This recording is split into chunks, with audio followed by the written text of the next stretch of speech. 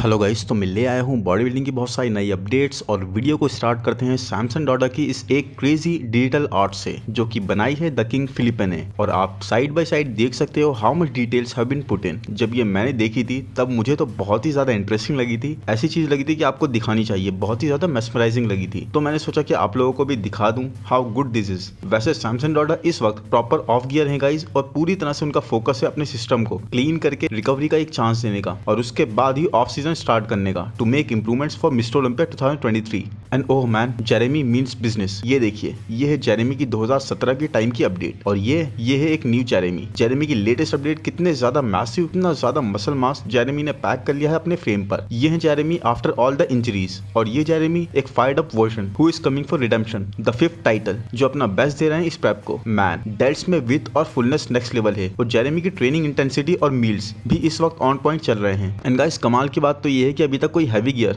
Start भी नहीं करा जेरेमी ने। इमेजिन इस साइज पर एक कट, एक श्रेडेड जेरेमी कितने ज्यादा कंपेटिटिव होंगे पूरे लाइनअप के लिए। तो अगर जेरेमी को इस वक्त लाइनअप में कोई भी सीरियस नहीं ले रहा तो दे बेटर रिकंसिडर, क्योंकि जेरेमी इज सीरियस। और आई थिंक एरिन जो इतना पीछे पड़े हैं जेरेमी को, वो एक तरह से फ्यूल की तरह काम कर रहे हैं जेरेमी के लिए। अगर जेरेमी इतने सीरियस नहीं भी हुए होंगे तब भी एरिन की बातों ने जेरेमी के अंदर की फायर को इग्नाइट कर दिया। एंड जेरेमी की हर एक न्यू अपडेट में एक सिग्निफिकेंट प्रोग्रेस दिख रही है। जीतना तो अभी भी आई वुड से मुश्किल लग रहा है, बट टॉप 5 फिनिश 100% कार्ड्स पर है जेरेमी की, क्योंकि अभी तक तो हम जेरेमी का इस तरह का कमबैक भी इमेजिन नहीं कर रहे थे। जब प्रेप स्टार्ट होगी तब एक न्यू वर्जन हमें देखने को मिलेगा। And as Jeremy says, nobody outworks me. इस चीज को जेरेमी देखते हैं कहां तक बैक करते हैं, but excitement level more increased. तो गाइस, ये है इंडियन रॉक की लेटेस्ट अपडेट जो आई थिंक इन्होंने 2 दिन पहले पोस्ट करी थी। तो अब ये मत कहना कि मैं इंडियन एथलीट्स को कवर नहीं करता हूं, क्योंकि जब भी पॉसिबल होता है या फिर ऐसी कोई अपडेट मिलती है जो सिर्फ फिजिक रिलेटेड हो और अच्छी हो, तो I definitely pick that up. And ये अपडेट यही बताती है कि कितने जबरदस्त जेनेटिक्स हैं इंडियन रॉक के एंड कितना पोटेंशियल ये रखते हैं। क्योंकि आप फुलनेस देखो इनके मसल्स में, स्पेशली चेस्ट में गाइस। इंडियन एथलीट्स में चेस्ट अगर किसी का मुझे कंप्लीट लगता है तो वो है इंडियन रॉक। पूरी तरह से इनके अपर पैक्स भी डेवलप्ड लग रहे हैं और इस फुलनेस के साथ ये अच्छी मसल मास होल्ड कर रहे हैं। अब दिल्ली में होने वाले प्रो शो के लिए इनकी प्रेप स्टार्ट हो चुकी है एंड हम सबको ही इनसे इनके डिवीजन के लिए हाई होप्स हैं, क्योंकि एक तो इनकी कंडीशन मैंने हर कॉम्पिटिशन में ऑन पॉइंट देखी है। ये सीरियस लेने वाले एथलीट्स में से हैं, हर बार एक बहुत जबरदस्त मेहनत करके आते हैं। और दूसरा, इनकी पोजिंग, जिस एनर्जेटिक वे में ये पोस्ट करते हैं, that appears very very good. अब बात करते हैं निक वॉकर की एंड पिट्सबर्ग प्रो की गेस्ट पोजिंग में। निक के लेग्स, निक की क्वाड्स इंप्रूव दिखी, और इवन उसके बाद भी निक की रीसेंट अपडेट्स में हम निक को पूरी तरह से क्वाड फोकस देख सकते हैं। निक कोई भी स्टोन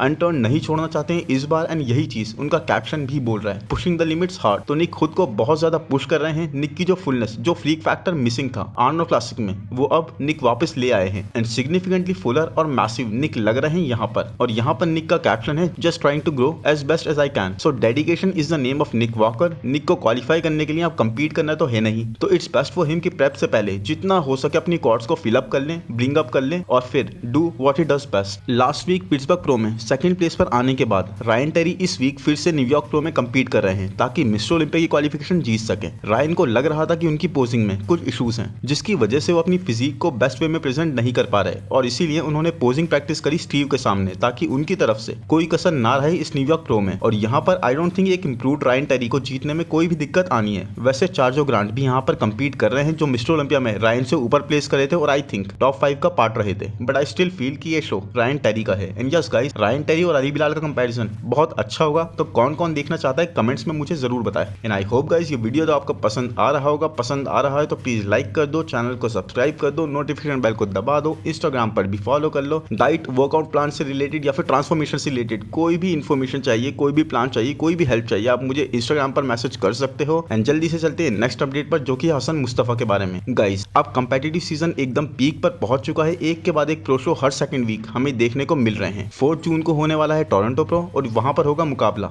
इयान वेलर और हसन मुस्तफा का। इयान जो कि है टीम मैट जेनसन से, तो इस बार इयान की कंडीशनिंग ऑन पॉइंट हमें मिलने वाली है, क्योंकि मैट जेनसन के सारे ही क्लाइंट्स कंडीशनिंग इंसेन लेवल की नेल करके स्टेज पर आते हैं। I don't remember last time हमने कब निक को या फिर शॉन को आउट ऑफ कंडीशन देखा था, बट इयान वेलर के लिए ये शो एक मुश्किल शो होने वाला है, क्योंकि लास्ट ईयर हमने फर्स्ट टाइम हसन मुस्तफा को एक जबरदस्त कंडीशन में प्रो शो में देखा था, और इस साल हसन की जैसी हम अपडेट्स देख रहे हैं वो आई थिंक लास्ट वीक से ही बहुत ज्यादा पील्ड और फाइब्रस लग रहे हैं। हसन के पास मास तो भर भर के हैं, बस एक कमी थी, तो वो थी कंडीशनिंग नेल करने की, टाइटर आने की। और चैड निकल्स के साथ ट्रेन करते हुए मुझे नहीं लगता कि हसन को पीक हिट करने में कोई भी इशू आना है। एक थोड़ा सा डाउन साइज वर्जन हमें लग रहा है हसन का, जो पता भी नहीं लगेगा स्टेज पर, क्योंकि इतना ज्यादा मसल मास ये ऑलरेडी कैरी करते हैं। यान के लिए मुश्किल इसके लिए खड़ी कर देने को तैयार है Hassan Mostafa. And last year तक आई थिंक मैं ईयान के लिए रूट करता, बट ऑनेस्टली गाइस इस वक्त ये शो एक 50-50% बैटल बन चुका है। ब्लेसिंग इस वक्त 10 वीक्स आउट है अपने नेक्स्ट प्रो शो से, और ब्लेसिंग ने एक नहीं दो नहीं बल्कि 3 प्रो शोज में कम्पीट करना है अभी, शिकागो, टैंपा और टेक्सास प्रो में। एंड आई थिंक इनमें से 2 शोज में तो ब्लेसिंग का सामना होगा हंटर लब्राडा के साथ। तो चीजें इतनी आसान नहीं रहनी ब्लेसिंग के लिए, स्पेशली जब वो किसी भी कोच के अंडर वर्क नहीं कर रहे हैं बल्कि वो खुद को ट्रेन कर रहे हैं। इन अपडेट्स में यही लग रहा है कि ब्लेसिंग ने फीडबैक पर वर्क करा है और उनके लेग्स इंप्रूव्ड लग रहे हैं। साथ ही अगर आप ये साइड लेग देखोगे तो you can definitely see some significant improvements. अगर आपको ब्लेसिंग का इंडी प्रो का वर्जन याद होगा तो ब्लेसिंग वहां पर नेक्स्ट लेवल कंडीशन थे और प्रॉपर पील्ड और स्मॉलर वेस्ट के साथ उनके लेग्स को भी एक बड़े होने की इल्यूजन मिल गई थी, जो मिस्टर ओलंपिया में उनकी कंडीशनिंग की वजह से एक्सपोज हो गई। तो अब लेट्स सी ब्लेसिंग क्या खुद को रिडीम कर पाते हैं इन प्रो शोज में, बट हंटर के सामने ब्लेसिंग के लिए it is going to be really tough. Guys अभी रिसेंटली ही पिट्सबर्ग प्रो में माइकल डबूल ने जीत हासिल करी है और क्वालिफाई कर लिया है मिस्टर ओलंपिया के लिए क्लासिक डिवीजन के लिए। और अब उसके नेक्स्ट वीक ही यानी कि इस वीकेंड माइकल फिर से कंपीट कर रहे हैं न्यूयॉर्क प्रो में। एंड एक चीज जो माइकल के बारे में हद से ज्यादा इंप्रेसिव है वो ये